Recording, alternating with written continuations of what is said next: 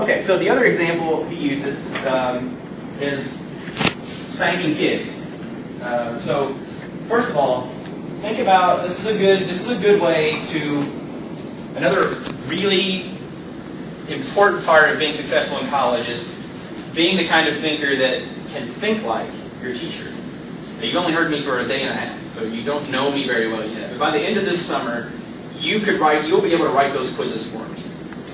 You'll know what's coming. It will become very clear what I'm after, and you can almost write those quizzes before you get here. So you'll become better at thinking like me. You'll listen to me quite a bit, and you'll get a lot of assignments from me. If you're an aware student and you're practicing what we're doing here, you'll become good at predicting what I'm going to do. Just like think of the person you know best in the world. When you get a life situation, you can almost think about what that person would say. Probably pretty accurate.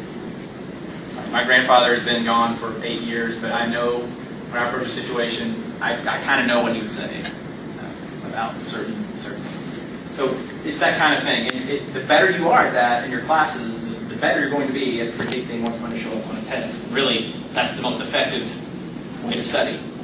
Try to predict what's going to show up on a test. Not staring at your notes for 4 hours, but we'll talk about that later. So first of all, as a reader of this guy, this author, you don't know much about this author, but what you do know is he's writing about critical thinking, and he purposefully chose a couple of these examples. One was driving. Why would he choose driving, writing a college freshman, as an example? Practically everyone does it. Not everyone, but most. And if you don't do it, you're probably very, very familiar with cars and driving. Something that's tangible and somewhat known. It's the same reason I like teaching food. All of you do it multiple times every single day. There's some known we start with some known and some experience. So, that said, why would he choose spanking or disciplining kids as an example of practicing critical thinking? Everybody got spanked. Yeah, everybody got that. This is one of those where you're not that far removed from your young childhood. You're probably 18 or 19 or 20 or whatever. So it probably, if you were spanked, it hasn't been that long you remember being spanked. If you weren't spanked, then you remember other kinds of discipline and your alternative forms that your parents might have used, right? So you have, whether you were or weren't, you have some experience with being a kid. And this is mainly used with kids. You don't have this sort of punishment in our legal system. So this is mainly dealing with kids. So that's one reason. What might be some other reasons that he would choose spanking as an example to practice critical thinking?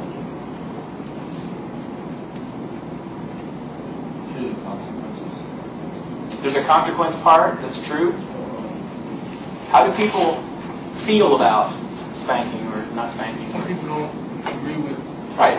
You pick something that there's an argument, right? There's an argument about whether you should or shouldn't, the advantages, disadvantages.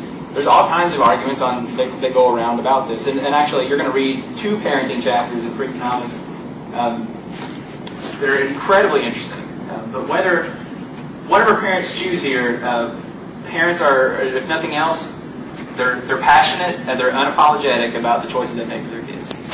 So there's a big argument about whether you should or shouldn't. And first, there's a huge assumption, first of all, that there's the best way for All right, so one argument would be that goes this way. Well, you shouldn't do that because if you solve problems by hitting or spanking, then what do you think your kid's going to do when they get older? They're going to solve problems by, and then you tell them not to hit, and then you hit them. Like, how does that work? On the other hand, how would the other side of the argument go? If you don't spank them, they ain't going to listen. If you don't spank them, then you go right there. If you don't spank them, how are you going to, there are just some times where they will not listen to you. So what are you going to do? Are you just going to let them do whatever without any sort of repercussion, or how are you going to handle that? So yeah, that's it. That kind of gets at. There's one reason. So removing yourself from how you feel about spanking. I think a big reason Phelps picks this example is there's an argument to be made, and there's data and there's evidence on both sides. You're going to read about some of this in Freakonomics. So that's one thing. So that's a big reason. So what's where most people go, and we'll go ahead and a sneak preview of Freakonomics is one concept you're going to look at right off the bat, and we'll talk about it on Friday,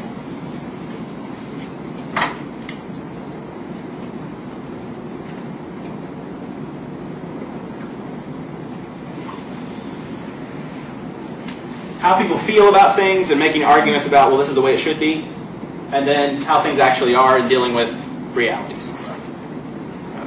You know, if I study hard every single day, I should make the grades I want. That sounds good. We'd like to believe that. Does it always work that way? No. We have different ability levels in different areas. You're going to be really good at some things, not as good at other things. It may not matter how much you study in some classes, it just may not happen. It may be a reality.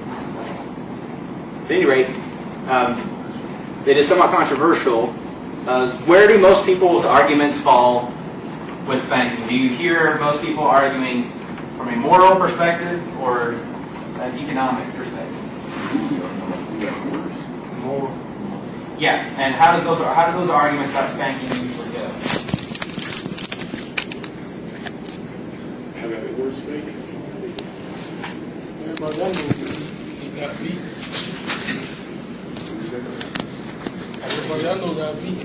We kind of laid out the basic ones, but someone who is passionate that you should spank your kid, what kinds of things would they say?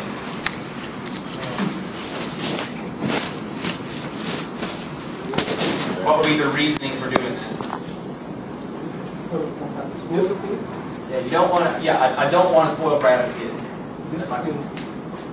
It will teach them that certain things are wrong, and it's swift and it's immediate, and you know, as long as it's done right, it's not going to do any long-term damage.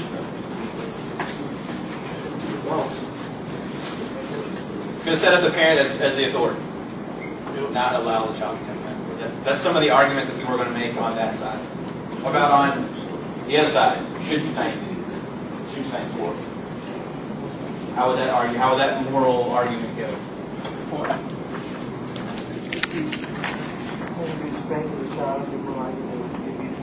Yeah, maybe there's a violence thing. What's that? Time out. So if you don't spank him, what you gonna do? Put him in time out? That don't work. Yeah, so maybe you have some sort of alternate. Well, either way, they still gonna grow up and die. Yeah, so maybe it's this. You hang on to that thought for Freakonomics is, you know, maybe spanking just doesn't matter that much, whether you do or don't. Maybe it's more about the kind of parent you are. Maybe it's more about the kind of kid you are. Which one you think is more effective? It really doesn't matter. My job is to get you to think about which one. It really doesn't matter what I do. It matters like, if you have a good reason. If you have a good system, some good reasons for believing this is a good way to discipline kids, or there are alternate ways that you make it. One-on-one, I'll be happy to tell you what I do. I just know when I ever get it, I ain't want to do it. Yeah. So, right. That's good. So, one bigger question that might come out of this whole thing is: do you want behavior modification, or do you want a conversation about what is right or wrong? And maybe you can do both. Like some would say, well, you get spanking and you get that. So yeah, that's the thing. Some parents do it this way. Some parents do it this way. I see kids who get spanked who are well behaved. I see kids who don't get spanked who are well behaved, and vice versa. At the end of the day, I think what Freakonomics is going to argue is, you know, what you do, your methods don't matter nearly as much as the kind of person you are. So your methods matter, and at least for Freakonomics, less than. Their argument is going to be the kind of parent you are is pretty much already decided when you have kids. All the little tricks and things you implement, they're all just a manifestation of who you are as a person. So They can teach you something. They can teach you something. Sure. But how to be more precise. So and the other side would say there are other ways to teach you the same kind of thing. Yeah, that's the thing. That there's just a continual argument. It's a good example of a good area to which to apply the critical thinking. And you're going to get picked up. It's a thinking process. So, last thing on last thing on felt here. Think about it this way. If I give you a visual.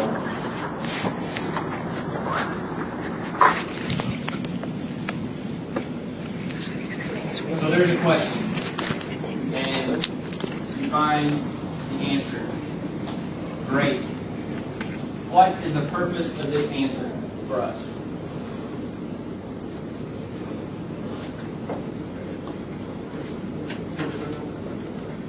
get a better understanding in order to Ask all the questions. ask a better question. What will we try to do with that better question? Find a good answer. What will we do with that good answer? Find a better question. That never stops. That's the chain. And I don't really like linear examples very much, because I don't really think he even says thinking is not really linear. It's a system. It's a much bigger system. Think more, probably more like a web. So I guess I can extend this out. But just for the purposes of understanding what it is we're doing here, this is what we're doing. Just by introducing the concept of why people spank or don't spank. Hopefully, maybe you got an answer in your mind. But the challenge is, the reason I won't answer what I do in front of the class is because my job is to get you to ask a better question. I'll talk afterward. My job as an instructor is to help you to understand this is what we're doing in the class. This is the fundamental, basic thing. Ask.